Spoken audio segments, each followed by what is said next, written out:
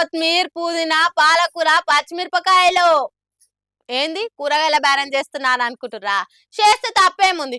ఇయాల రేపు కూరగాయల బేరం చేసేటోళ్ళ తనని మస్తు పైసలుంటున్నాయి. అయితే కూరగాయల దుకాణం మనది కాదనుకోండ్రి. సోను సూద్ సార్ ఉన్నాడు కదా, ఆ సారు ఖమ్మంలో ఒక కూరగాయల దుకాణం పెట్టిండట. ఏమేం కావాలనో తెచ్చుకుందాం పాండ్రి. సోను సూద్ సినిమాలలో రౌడీ గుండెగాడు గాని బయట రియల్ హీరో. ఆయన పేరు చెప్తేనే కొందరు కాదో భరోసా, రోమాలు నిక్కవొడిచే ఎమోషన్. కరోనా కష్టకాలంలో ఆయన ఎంతో మందిని ఆదుకున్నాడు.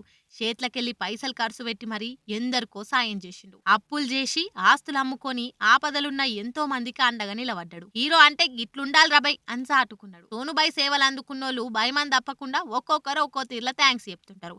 అట్లనే ఒక అక్క ఎవరో గాని ఖమ్మంలో కూరగాయల దుకాణం పెట్టిందట.